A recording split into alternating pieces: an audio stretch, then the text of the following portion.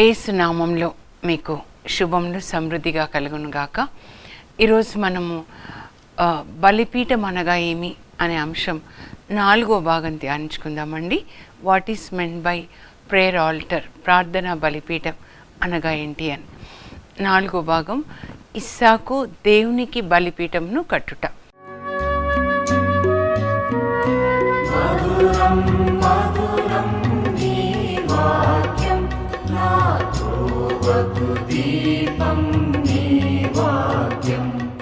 నిన్న అబ్రహాంది తెలుసుకున్నాము. ఈరోజు ఇస్సాక్ ఎలాంటి ఆశీర్వాదాలు పొందాడు దేవునితో కనెక్షన్లో ఉండడం వల్ల, దేవుని సన్నిధిని కలిగి ఉండడం వల్ల.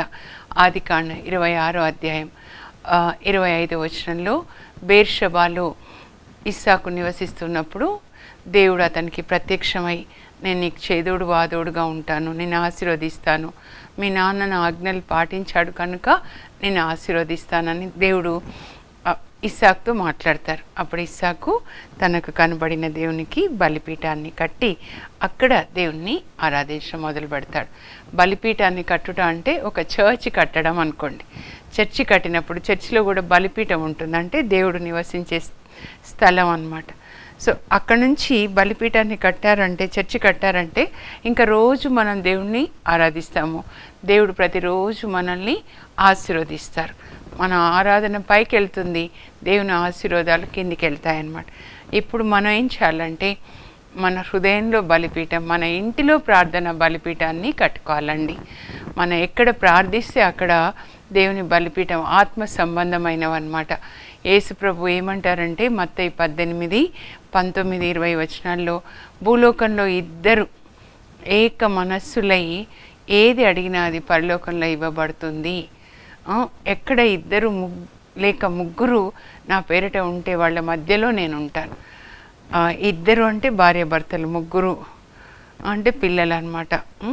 అందరూ కలిసి యేసు ప్రభు పేరిట అంటే ప్రార్థన చేస్తూ ఉంటే వాళ్ళ మధ్యలో నేను ఉంటాను. దేవుడు నివసించే చోటు కదా బలిపీఠం, ఆత్మ సంబంధమైనది. పాత నిబంధనలో మరి ఫిజికల్ భూ సంబంధమైనది, నూతన నిబంధనలో ఆత్మ సంబంధమైనది. కనుక మనం ప్రతి ఇంట్లో ఇప్పుడు బలిపీఠాన్ని, ప్రార్థనా బలిపీఠాన్ని కట్టుకోవాలి. దేవుడు అక్కడ వచ్చి మనల్ని ఆశీర్వదించాలన్నమాట.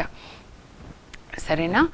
అయితే ఇప్పుడు ఇక్కడ మనం ఆదికాండ 24 నుంచి చూద్దామండి.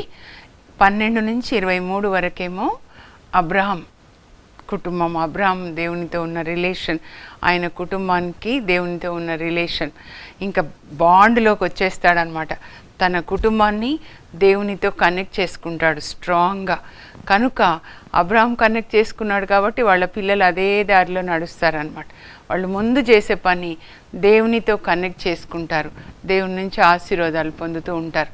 అబ్రహాం కనెక్ట్ చేసుకున్నాడు కాబట్టి ఆయన పిల్లలు ఇప్పుడు కూడా ఇజ్రాయేల్ ప్రజలు దేవుని దీవెనలు పొందుతూనే ఉంటారనమాట. So he became a source of blessings to all the people. ఆయన పిల్లలే కాదు, మనందరం విశ్వాసంలో ఆయన పిల్లలు. యేసు ప్రభు ద్వారా, పరిశుద్ధాత్మ ద్వారా మనం దీవెనలు పొందుతున్నాం అన్నమాట. ఇప్పుడు మనం కూడా దేవునితో కనెక్ట్ చేసుకొని మన పిల్లల పిల్లల పిల్లలు దేవుని దీవెనలు పొందాలి. మనం కనెక్ట్ చేసుకున్నాం అంటే ఆశీర్వాదాలు మన నుంచి మన పిల్లలకి వెళ్తాయి కదా, అలా అన్నమాట. చూద్దాం. ఆదికాండం 12 నుంచి 23 వరకు అబ్రహాం కథ అండి. మరి 24 నుంచి ఇస్సాకు చరిత్ర అందాం, ఎందుకంటే ఇది జరిగింది కదా. కథ అంటే జరగకపోవచ్చు, ఇది చరిత్ర. ఇది ఆదికాండ 24 నుంచి 27 వరకు ఇస్సాకు, 28 నుంచి 36 వరకు యాకోబు, 37 నుంచి 50 వరకు యోసేపు అన్నమాట. సో ఇవి మనం తెలుసుకుందాం. ఎలా దేవునితో వాళ్ళు నడిచారు, కనెక్ట్ చేసుకున్నారు. దేవుని యొక్క బలిపీఠాన్ని, దేవునికి బలిపీఠాన్ని కట్టి దేవుని సన్నిధిని కలిగి ఉండి ఎలా దేవుని నుంచి ఆశీర్వాదాలు పొందుతున్నారు. ముఖ్యమైన విషయం ఏంటంటే దేవుని సన్నిధిని మనం కలిగి ఉండడం. ఎక్కడైనా ఉండొచ్చు మనం కదా. అయితే మరి ఇస్సాకు గురించి చెప్పేటప్పుడు ఆయన ఒక మంచి భర్త అండి, ఒక మంచి కుమారుడు. తల్లిదండ్రులకు విధేయతను చూపించాడు. ఆ తర్వాత భార్యని చాలా ప్రేమగా చూసుకున్నాడు, పిల్లల్ని ఆశీర్వదించాడు. అంత ఇంకా శత్రువులందరినీ మిత్రులుగా ఆయన కలిగి ఉన్నాడు. ఇస్సాకు అనగానే ఇస్సాక్ అంటే చిరునవ్వు అనమాట. ఆ ఇస్సాక్ పుట్టినప్పుడు సారా బాబుకి పేరు పెట్టి అంటుంది ఆదికాండం 21లో, దేవుడు నాకు బిడ్డనిచ్చి నన్ను నవ్వుల తేలించాడు, కనుక నేను ఇస్సాక్ అని పేరు పెట్టుకుంటాను. ఇంటికి ఆనందం, నవ్వులు. అప్పటి వరకు సారాకి నవ్వులు లేవన్నమాట. అక్కడ ఒక హగారు ఉంది, ఆ దాసి భార్య అయి కుమారుని కని మాట వినకుండా తన కదా కష్టమైన పరిస్థితి. కానీ ఇస్సాక్ పుట్టిన తర్వాత ఇంటికి ఆనందం. అబ్రహాము సారాల మధ్యలో ఉన్న హగారు కూడా వెళ్ళిపోతుంది. ఇంకా చాలా సంతోషం అన్నమాట సారాకి. తన భర్త, తను కొడుకు, మంచి పరిశుద్ధమైన కుటుంబం అన్నమాట. సంతోషంగా ఉంటుంది. ఇస్సాకు పుట్టడంతో ఆనందం. ఇస్సాకు ఎక్కడ ఉంటే అక్కడ ఆనందం అండి. There is fullness of Joy in your presence. అంటే దేవుని సన్నిధిలో సంపూర్ణమైన ఆనందం ఉంటుందంట. కీర్తన 16:11. అంటే ఇస్సాకు ఎప్పుడు దేవుని సన్నిధిని కలిగి ఉన్నాడు కాబట్టి ఇస్సాకు ఎక్కడ ఉంటే అక్కడ ఆనందం అన్నమాట, దేవుని సన్నిధి ఉన్న చోట. ఇప్పుడు ఆదికాండం 24 నుంచి చూద్దాం. ఎందుకంటే ఒక బ్రదర్ గారు ఆయన కూడా వాక్యం చెప్తారు, ఆత్మీయ తమ్ముడు అనమాట. చెప్తున్నారు, అక్క మీరు రాసిన ఆదర్శ కుటుంబాలు నేను చెప్తున్నానక్క, అబ్రహాము, ఇస్సాకు, యాకోబులు, అట్లా ఆ కుటుంబాల గురించే మీరు కూడా చెప్పండి. ఇప్పుడు కుటుంబాల పరిస్థితి ఏమీ బాగాలేదు అని చెప్పి. ఇక్కడ విజయనగరంలో ఉంటాడు, కార్నర్లో, ఆంధ్రాలో. కుటుంబాల పరిస్థితి, కుటుంబాల్లో కూడా యుద్ధాలు జరుగుతున్నాయి, ప్రపంచంలోనే కాదు యుద్ధాలు. కనుక ఈ ఆదర్శ కుటుంబాల గురించి చెప్పండి అక్క, ఒక సిరీస్ లాగా చెప్పండి బైబిల్ కుటుంబాలు అని. సో అందుకని ఇప్పుడు మన ఆదికాండం 24లో ఇస్సాకు కుటుంబం, ఇస్సాకు మ్యారేజ్ జరుగుతుంది అక్కడ దేవుని చిత్త ప్రకారము. అప్పుడు ఆదికాండం 24:67లో ఇస్సాకు రిబేకాను తన భార్యను చేసుకొని ఆమెను కాలు కింద పెట్టకుండా చూసుకున్నాడు. మరి రిబెక్కా ఇస్సాకునకు తల్లి లేని లోటు తీర్చింది. ఎందుకంటే వాళ్ళమ్మ అప్పుడు చనిపోతుంది, చనిపోయి 3 సంవత్సరాలు అవుతుందన్నమాట. అమ్మ చనిపోయి ఎంత బాధ కదా, అమ్మ చనిపోతే ఎంత బాధ కదా. సో తల్లి ప్రేమను అందించిందంట రిబెక్కా. భార్యలందరికీ ఎంత చక్కటి సందేశం కదండి. అమ్మ ప్రేమ, మన్నించే ప్రేమ, కోరు ముద్దలు తినిపించే ప్రేమ అన్నమాట. ఎంత చక్కగా ఇస్సాకు రిబెక్కాని పెళ్లి చేసుకొని ఆమెని కాలు కింద పెట్టకుండా చూసుకున్నాడు. ఎంత మంచి సందేశం కదా ఇస్సాకుని గురించి, ఎంత మంచి భర్త. మరి రిబెక్కా కూడా అమ్మ ప్రేమ, తల్లి ప్రేమనిచ్చింది. అంటే ఆమెకు కూడా ఒక మంచి భార్యగా ఉందన్నమాట. ప్రేమ కలిగిన జంట, ప్రేమ పావురాలు అన్నమాట. ప్రేమ జంట బైబిల్లో పాత నిబంధనలో ప్రేమ జంట వీళ్ళు.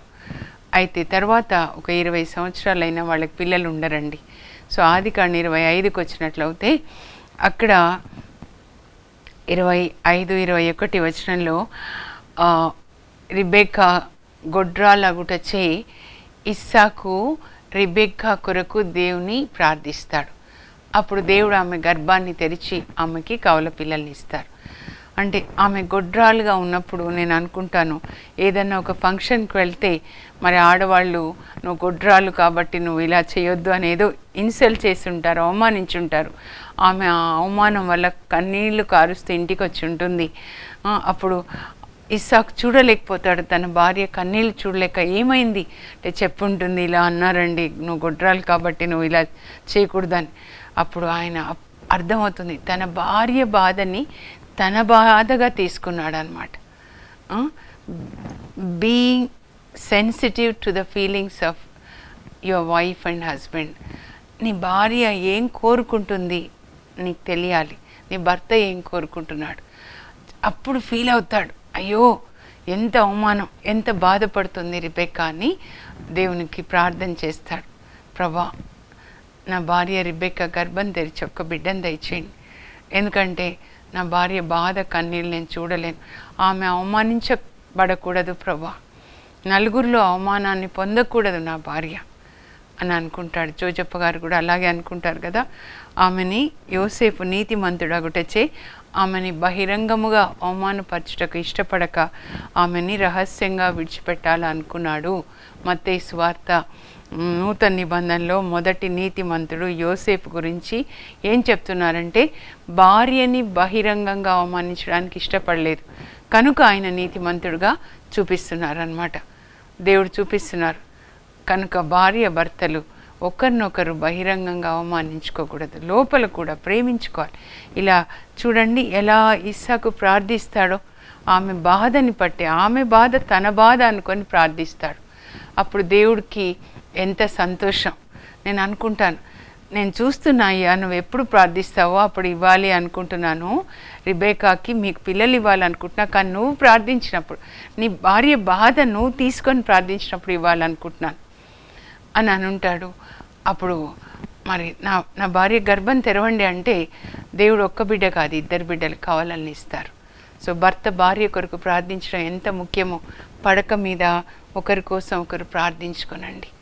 నా భార్య నువ్వు ఇచ్చిన కానుక నీ ఆత్మతో నీ ప్రేమతో నింపండి. ప్రేమ కలిగిన భార్యగా, బాధ్యత కలిగిన తల్లిగా పిల్లల్ని నీతి మార్గంలో నడిపించడానికి మంచి ఆరోగ్యం ఇవ్వండి, పరిశుద్ధాత్మనివ్వండి, జ్ఞానం ఇవ్వండి. ఆ తర్వాత అలా భార్య కూడా భర్త కొరకు ఇంటి యజమానుడిలాగా, అబ్రహాంలాగా, ఇస్సాకులాగా దేవునికి లోబడాలి, ప్రేమ కలిగి ఉండాలి, పిల్లల్ని ప్రేమగా పెంచాలి, ముందుగా దేవునికి లోబడాలి, ఆ తర్వాత భార్య పిల్లల్ని ప్రేమించాలి. అలా ఒకరి కొరకు ఒకరు పడక గదిలో ప్రార్థించుకోండి. పడక గదిలోకి సెల్ ఫోన్స్ తీసుకొని రాకండి. ఇద్దరు ఉన్నప్పుడు ఒక క్రీస్తుతో, క్రీస్తు యందు, క్రీస్తు ద్వారా ఐక్యం కావాలి. పడక కూడా బలిపీఠమే, అక్కడ ప్రార్థించుకొనండి. నిజంగా చేతులు పట్టుకొని 128వ కీర్తన మీరు చెప్పుకొనండి. దేవుని పట్ల భయభక్తులు కల నరుడు ఇట్టి దీవెనలు పొందుతాడు. నీ కష్టార్జితం నువ్వు అనుభవిస్తావు.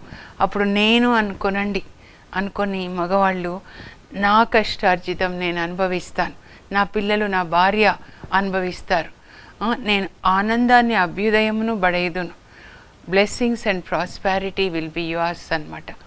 నా భార్య నా లోగిట ఫలించిన ద్రాక్ష తీగ వలె ఉంటుంది. ద్రాక్ష తీగ, ద్రాక్ష ఫలాలు, ఆత్మ ఫలాలు, ప్రేమ, ఆనందం, కనికరం అన్నమాట.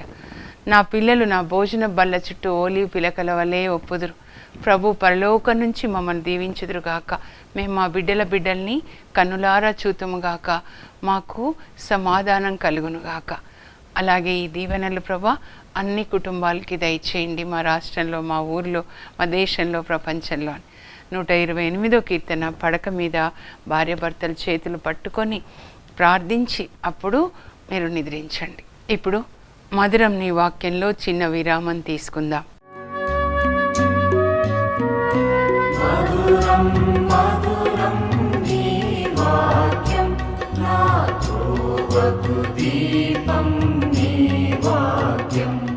తిరిగి వాక్యాన్ని ధ్యానించుకుందాం.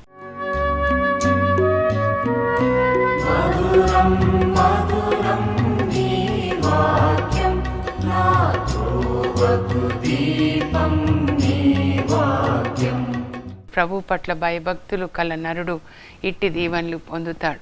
దేవుని ఆజ్ఞల్ని ఆనందంతో పాటించువాడు. అక్కడ ఇంకో మాట ఏముంటుందంటే, దేవుని ఆజ్ఞలను ఆనందంతో పాటించువాడు ఇట్టి దీవెనలు పొందుతాడు. భయంతో కాదు. పాత నిబంధన భయంతో పాటించేవాళ్ళు మోషే ధర్మశాస్త్రం. కానీ యేసుప్రభు అంటారు యోహాన్ 14:15 మీరు నన్ను ప్రేమిస్తే నా ఆజ్ఞలు పాటిస్తారు. యేసుప్రభు మీద ప్రేమతో పాటించాలండి. ఇవి కష్టమైనవి కాదనమాట. స్కూల్లో అయితే భయంతో టీచర్స్ చెప్పింది వింటారు. ఇంట్లో ప్రేమతో అమ్మ నాన్న మాటలు పాటించాలి. అది పాత నిబంధన, క్రొత్త నిబంధన. స్కూలు, ఇల్లు అనమాట. నేను స్కూల్లో టీచర్గా పనిచేశాను కాబట్టి ఆ ఎగ్జాంపుల్ ఇస్తున్నాను. 112వ కీర్తన కదా, దేవుని ఆజ్ఞలను ఆనందంతో పాటించు వారు ఇట్టి దీవెనలు పొందుతారు. నీ బిడ్డలు దేశంన బలవంతులుగా ఉంటారు. బలవంతులుగా మన బిడ్డలు ఉండాలన్నమాట. కలిమి సంపద మీ ఇంట్లో ఉంటుంది. ఇదేనండి కలిమి. దావీదు అంటాడు, ఇదే నీ ఆజ్ఞలు వెండి బంగారాలు. సంపద దేవుని సన్నిధి, పరిశుద్ధాత్మని కలిగి ఉండడం, అదే సంపద అన్నమాట. దేవుని యొక్క సన్నిధిని కలిగి ఉండడం. యేసు ప్రభుని పశువుల పాకలో కలిగి ఉన్నారు మరియ తల్లి, యోసేపులు. యేసు ప్రభువే సంపద. మన సంపద ఆ యేసుప్రభువే మన సంపద, దేవుని వాక్యమే సంపద, పరిశుద్ధాత్మ మన సంపద. అలా కలిగి ఉండాలన్నమాట. అలాంటి కుటుంబానికి చీకటిలో కూడా వెలుగు ప్రకాశిస్తుంది అని చెప్తున్నారనమాట. సో ఇవి ప్రార్థన చేసుకోనండి. కుటుంబ ప్రార్థన, పడక గదిలో భార్య భర్తలు ప్రార్థించుకోండి. దయచేసి సెల్ ఫోన్స్ వద్దు. ఒకరిటు పడుకొని ఎవరికి వాళ్ళు సెల్ ఫోన్లో వేరే వేరే చూడకండి. మనం ఏం చూస్తామో మన జీవితాన్ని అది ప్రభావితం చేస్తుంది. ఏం మాట్లాడతామో, ఏం వింటామో, ఏం చదువుతామో, ఏం తింటామో. కనుక మీ దినంలో లేచినప్పుడు good morning Jesus, I love you Jesus అని కీర్తన 23 చదువుకొని పడుకునేటప్పుడు 91వ కీర్తన, మీ ఇంటి చెంతకు ఎట్టి కీడు రాదు, ప్రభు మిమ్మల్ని తన దూతల ఆధీనంలో ఉంచుతాడు. తర్వాత 128 పడక గదిలో అలా ప్రార్థించుకొని దేవుని ప్రేమతో నింపబడి దేవుని ప్రేమని కలిగి క్రీస్తుతో, క్రీస్తు యందు, క్రీస్తు ద్వారా ఐక్యం కావాలి. అది దేవుని యొక్క చిత్తం అన్నమాట. హై టైం ఇంకా ఇప్పుడు అన్నీ చూస్తున్నాం కదా ఏం జరుగుతుందో. మరి 2019లోనే ప్రభు ఈ కరోనా వచ్చినప్పుడు ప్రభు చెప్పారు, ఎజెకియెల్ 7వ అధ్యాయం అన్నమాట. చెప్తాను, ఎందుకంటే ప్రభు చెప్పమంటున్నారు. అన్నిటికీ అంతము సమీపించినది అని చెప్పమ్మా. లోపల రోగాలు, కరువులు, వెలుపల యుద్ధాలు జరుగుతూ ఉంటాయి. ఈ విధంగా దర్శన గ్రంథం 6లో కూడా ఉంటుంది. మరి 4వ ముద్రని విప్పినప్పుడు పాండురవర్ణం కలిగిన గుర్రం మీద ఒక వ్యక్తి వస్తాడు. అతని మీద మృత్యు అని రాయబడి ఉంటుంది, డెత్.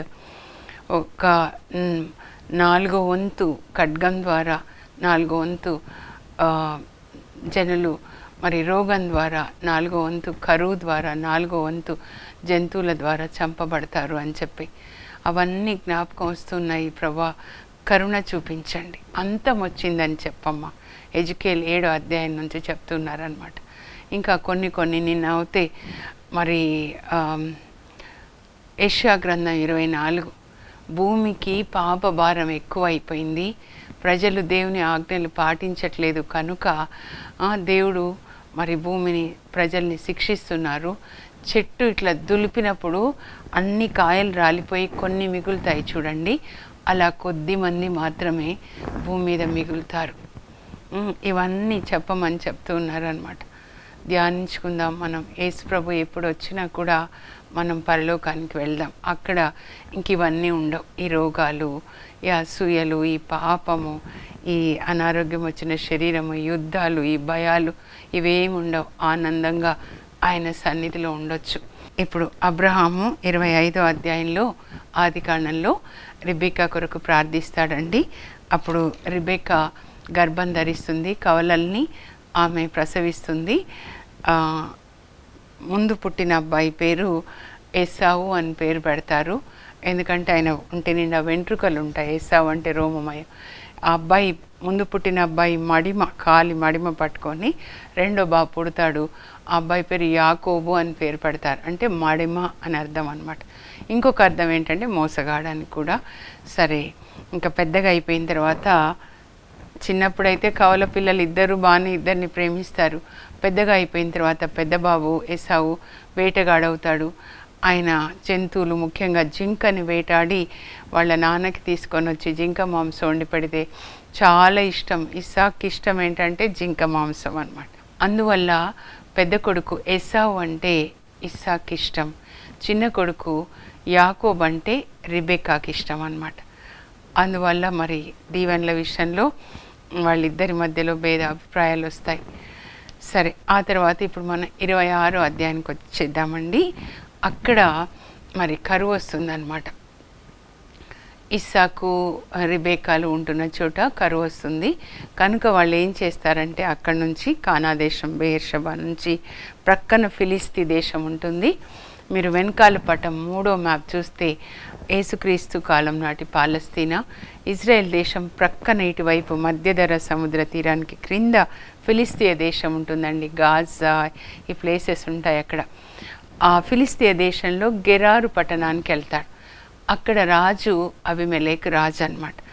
ఆయన ఇక్కడ కరువు వచ్చింది కదా కానా దేశంలో అని ఫిలిస్తే దేశానికి వెళ్తాడు. వాళ్ళ నాన్న కూడా వెళ్తాడు. ఆదికాండం 20లో మనం చూసినట్లయితే అబీమెలెకు రాజు దగ్గరికి వెళ్తాడనమాట. ఇప్పుడు ఈజిప్ట్లో ఐగుప్తులో ఎవరు రాజు అయినా ఫరో రాజు అన్నట్లే ఇక్కడ ఫిలిస్తే దేశంలో రాజుని అబీమెలెకు అని పిలుస్తారు. ఎవరు రాజు అయినా కూడా అనమాట. అయితే ఇప్పుడు అబీమెలెకు దగ్గరికి ఈయన వెళ్ళినప్పుడు దేవుడు ఆయనకి ప్రత్యక్షమవుతారు ఇస్సాకి. ఆదికాండం 26:2 అన్నమాట. ఫిలిస్తీయ దేశంలో కూడా దేవుడు ఇస్సాకి ప్రత్యక్షమవుతున్నారంటే దేవుడు అబ్రాహాం ఎక్కడికి వెళ్తే అక్కడికి వెళ్ళాడు.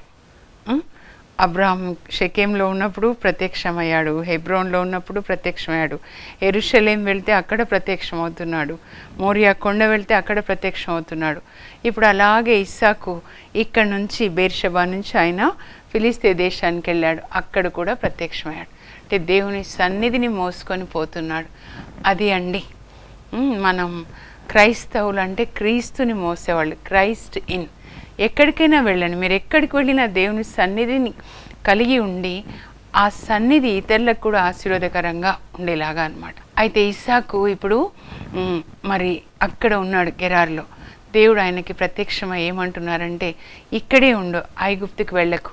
ఐగుప్తుకి వెళ్ళాలని ఒకవేళ ఆయన ఆలోచించుకుంటున్నాడేమో, వద్దయ్యా ఇక్కడే ఉండు, ఇక్కడే నేను నీకు చేదోడు వాదోడుగా ఉంటాను, నేను నిన్ను ఆశీర్వదిస్తాను, మీ నాన్నకి నేనేమేమి వాగ్దానాలు చేశానో అవన్నీ కూడా ఈ భూములు కనానీయుల భూములంతా నేను నీకు ఇస్తాను, నీ సంతతిని విస్తరిల్ల చేస్తాను, నీ సంతతి ద్వారా అందరినీ ఆశీర్వదిస్తాను. వాళ్ళ నాన్నకి ఏం వాగ్దానాలు చేశాడు? ఆదికాండం 22లో చూడండి 17-18 అవే వాగ్దానాలు మరలా ఇక్కడ ఇస్సాకిస్తున్నాడు. ఇంకేమంటాడంటే 26:5లో మీ నాన్న నా ఆజ్ఞలు పాటించాడు కనుక నిన్ను ఆశీర్వదిస్తాను. ఇస్సాకు దీవెనలు పొందడానికి ఏంటి కారణం అంటే మీ నాన్న అబ్రహాము నా ఆజ్ఞలు పాటించాడు, నేను చెప్పినంత చేశాడు కాబట్టి నిన్ను ఆశీర్వదిస్తాను. చూడండి తల్లిదండ్రుల విధేయత పిల్లలకి ఎలా మరి ఆశీర్వాదాలు తీసుకొని వస్తుందో. అప్పుడు దేవుడు చెప్పినట్లుగా అక్కడే ఉంటాడు ఇస్సాకు. మరి ఆదికాండం 26:12 మీరు చదవండి. దేవుడు నేను ఆశీర్వదిస్తానని చెప్పాడు కదా గెరార్లో. అప్పుడు ఇస్సాకు విత్తనాలు వేస్తే 100 రెట్ల పంట వచ్చిందంట. దేవుడు అతన్ని క్రమక్రమముగా ఆశీర్వదించారు కనుక అతడు క్రమక్రమంగా అభివృద్ధి చెంది మహాసంపన్నుడయ్యాడు. గొర్రెలు, అన్ని మేకలు, పశువులు అంతా విస్తరిస్తున్నాయన్నమాట. క్రమక్రమంగా అంటే ఒకవేళ ముందు 10 ఎకరాలు అనుకోండి, తర్వాత 15, 20, 30 అలా ఇంకా గొర్రెలు కూడా 100, 200, 1000 విస్తరిస్తున్నాయన్నమాట. అప్పుడు అక్కడ ఫిలిస్తీన్లకి కన్ను కుట్టిందంట. ఈయన ఎక్కడి నుంచో పరదేశిగా వచ్చాడు, మరి ఆకలి అక్కడ కరువు అని వచ్చాడు, వచ్చి ఇక్కడ మొనగాడైపోయాడు, అందరికంటే చాలా మహాసంపన్నుడయ్యాడు. ముందు ఎవరికి కన్ను కుడుతుంది? ఫిలిస్తీన్లకి, చుట్టూ ఉన్న వాళ్ళకి కన్ను కుట్టి అసూయతో ఆయన బావులన్నీ మట్టి పోసి పూడ్చేస్తారు. అంటే నీళ్ళు బావులంటే నీళ్లు కదా, బ్లెస్సింగ్స్ లాగా. అప్పుడు పంటలు ఎలా పండుతాయని. అది ఎంతవరకు వెళ్తుందంటే అసూయ రాజు దగ్గరికి వెళ్ళి చెప్తారు ఇస్సాకు మహా సంపన్నుడైపోయినాడు, అందరికంటే రిచెస్ట్ పర్సన్ అయిపోయాడు. అప్పుడు అబీమెలెకు ఈయన దగ్గరికి వచ్చి ఇస్సాకుతో వెళ్ళిపోయి ఇక్కడి నుంచి, ఏం మహామునగాడు అయిపోయినావే అని చెప్పి వెళ్ళగొట్టేస్తాడు. ఆయన అప్పుడు లోయలోకి వెళ్తాడు. అక్కడ లోయలో ఉంటే అక్కడ కూడా విత్తనాలు వేస్తుంటే పంట పంట పంట, ఇంకా వాళ్ళు అన్ని బావులు ఫిలిస్తీన్లు మూసేస్తుంటారు, పూర్తి చేస్తూ ఉంటారు మట్టేసి. ఇంకా ఇట్లా వద్దులే ఎందుకు ఇక్కడ అని మళ్ళీ తిరిగి బేర్షెబాకు వచ్చేస్తాడనమాట. అక్కడ బేర్షెబాలో దేవుడు ప్రత్యక్షమవుతున్నాడు అనమాట. ప్రత్యక్షం ఏం చెప్తాడంటే నువ్వు ఇక్కడ ఉండు, ఇంకా బేర్షెబాలో ఉండు, నేను నీకు చేదోడు వాదోడుగా ఉంటాను, మీ నాన్నని బట్టి నేను నిన్ను ఆశీర్వదిస్తాను. దేవుడు ఎప్పుడైతే బేర్షెబాలో ప్రత్యక్షమయ్యాడో వెంటనే ఆయన మరి మరుసటి రోజు దేవునికి బలిపీఠాన్ని కడతాడు. అంటే మీరు ఇక్కడే ఉండండి, ఇంకా ఇక్కడే నాతో ఉండి నన్ను ఆశీర్వదించండి, దేవుని సన్నిధిని కలిగి ఉండడం అన్నమాట. ఇంకా అక్కడ ఇస్సాకు దేవునికి బలిపీఠాన్ని కట్టి దేవుణ్ణి ఆరాధిస్తూ ఉన్నాడనమాట. దేవుడు ఇస్సాకుని ఆశీర్వదిస్తున్నారు. ఇప్పుడు చూడండి అక్కడ ఫిలిస్తీయ దేశంలో ఉన్నప్పుడు ఆ రాజు అబీమెలెకు వెళ్ళగొట్టేశాడుగా, వెళ్ళిపో మొనగాడైపోయినావని. ఇప్పుడు బేర్షెబాలో ఈయన ఉన్నప్పుడు ఆ రాజు అబీమెలెకు ఇప్పుడు బేర్షెబాకు వచ్చి ఇస్సాకుతో, దేవుడు నీకు చేదోడు వాదోడుగా ఉన్నాడని మేము కన్నులారా చూస్తున్నామయ్యా, నీతో ఫ్రెండ్షిప్ చేసుకోవడానికి వచ్చాను. నేను నీకు కీడు చేయలేదు కదా, నువ్వు కూడా మాకు కీడు చేయొద్దు. నీకు దైవ బలం ఉంది, అందుకే నువ్వు ఎక్కడ వెళ్ళి ఎక్కడ విత్తనాలు వేసినా ఎక్కడ చేయబడితే అక్కడ ప్రాస్పారిటీ అన్నమాట. ద్వితీయోపదేశకాండం 28లో ఉంటుంది, దేవుని ఆజ్ఞలు పాటిస్తే నేను మీ పొలాలు, మీ పంట, మీ పని ఆశీర్వదిస్తాను. Wherever you put your hand I will bless. నువ్వు ఎక్కడున్న ఆశీర్వాదాలు. కనుక నీకు దేవుని యొక్క హస్తం తోడుగా ఉంది కాబట్టి నీతో ఫ్రెండ్షిప్ చేయాలని రాజులు వచ్చేస్తారనమాట. అప్పుడు మంచి విందు చేస్తాడంట. ఇంకా రిబెక్క చక్కగా వంట చేస్తుందనమాట. ఆ రాజుకి, వాళ్ళ సైన్యాధిపతికి, ఆయన ఫ్రెండ్కి అనమాట, అబీమెలెకు ఫ్రెండ్, ముగ్గురికి కూడా మంచి పార్టీ ఇస్తారు. తర్వాత షేక్ హ్యాండ్ ఇచ్చి ఫ్రెండ్స్గా వెళ్ళిపోతారు. అలా జరిగితే బాగుండు అని కోరుకుంటున్నాను నేనైతే. రష్యా ఇంకా యుక్రెయిన్ మధ్యలో అందరం కూడా మనం సమాధానంగా ఉంటే బాగుంటుంది. దేవుని సన్నిధి ఉన్న వాళ్ళు అందరితో మరి స్నేహంగా ఉంటారండి. ఇస్సాకు తండ్రికి లోబడ్డాడు, భార్యని చక్కగా చూసుకున్నాడు, పిల్లల్ని చక్కగా చూసుకుంటున్నాడు. ఆయనకి ద్రోహం చేసిన వాళ్ళకి ఇంటికి వచ్చినప్పుడు చక్కటి భోజనాన్ని పెట్టాడు. మీకు శత్రువు ఆకలి కొనినప్పుడు వాళ్ళకి భోజనం పెట్టండి. రోమా 12లో ఉంటుంది అనమాట. 12వ అధ్యాయంలో కీడు వలన జయింపబడక మేలు చేత కీడుని జయించండి. రోమా 12:29. వాళ్ళు అలా స్నేహంగా వెళ్ళిపోతారనమాట. దేవుడు బేర్షెబాలో మరి ఇస్సాకు బలిపీఠాన్ని కట్టాడు. దేవుని యొక్క సన్నిధి అక్కడుండి ఇస్సాకుని ఆశీర్వదిస్తూ ఉన్నాడనమాట. తర్వాత ఇస్సాకు కూడా అలాగే తన కొడుకులని ఆశీర్వదిస్తాడు. ప్రార్థన చేసుకుందాం. ఇస్సాకులాగా మనం దేవునికి లోబడి, తల్లిదండ్రులకి లోబడి, భార్యని చక్కగా చూసుకుంటూ, మరి చుట్టుప్రక్కల ఉన్న వాళ్ళు కీడు చేస్తారు. ఆయన బావులంతా మట్టి పోసి పూర్తి చేస్తారు, కానీ ఆయన ఎవరితో పోట్లాడ పెట్టుకోడు, ఇరుగు పొరుగు వాళ్ళతో. సిరాకు 25లో 1వ వచనం, దేవునికి 3 కార్యాలు ఇష్టమంట: భార్య భర్తలు పొందికగా ఉండుట, ప్రేమగా ఉండుట, ఇరుగు పొరుగు వారితో స్నేహంగా ఉండుట, అన్నదమ్ముళ్ళు ప్రేమ కలిగి జీవించుట దేవునికి ఇష్టం. మనం కూడా అలాగే జీవిద్దాం. ప్రభా తండ్రి, ఇస్సాకు తన తండ్రికి లోబడి జీవించాడు, మీకు లోబడి జీవించాడు ముందుగా, తర్వాత తన తండ్రికి, ఆ తర్వాత భార్యని ప్రేమించాడు, పిల్లల్ని ప్రేమించాడు. మరి ఇరుగు పొరుగు వాళ్ళు, ఆయన ఫిలిస్తీయ దేశంలో ఉన్నప్పుడు బావుల్లో మట్టి పోస్తే వాళ్ళతో తగాదాలు పెట్టుకోలేదు, కానీ మౌనంగా వెళ్ళిపోయాడు. మరి వెళ్ళగొట్టినటువంటి అబీమెలెకు రాజు ఇంటికి వచ్చినప్పుడు ప్రేమగా ఆదరించి వాళ్ళకి మంచి విందు చేసి మరి ఆయనకి మంచి ఫ్రెండ్ అయిపోయాడు. స్నేహభావంతో రాజు వెళ్ళాడు అని రాయబడి ఉంది. ప్రభా, మరి మీ యొక్క సన్నిధి ఆయనతో ఉండడం వల్ల, మీరు ప్రేమ స్వరూపి కనుక, ప్రేమ కనుక మీ ప్రేమను ఆయన కలిగి ఉండి తన చుట్టూ ఉన్న వాళ్ళకి ప్రేమనిచ్చాడు. అలా ఇస్సాకులాగా మీ నుంచి ప్రేమని పొంది అందరికీ మీ ప్రేమని అందించే కృపని మాకు దయచేయండి. యేసు నామంలో అడుగుచున్నాం తండ్రి, ఆమెన్. ఎవరైతే దేవునితో కనెక్ట్ చేసుకుంటారో దేవుని ప్రేమని పొంది ఆ ప్రేమని చుట్టూ వాళ్ళకి ఇస్తారండి. ఇదే బైబిల్ సారాంశం. ప్రేమ కలిగి జీవించడం. ఆ కృప దేవుడు మనందరికీ దయచేయను గాక. God bless you.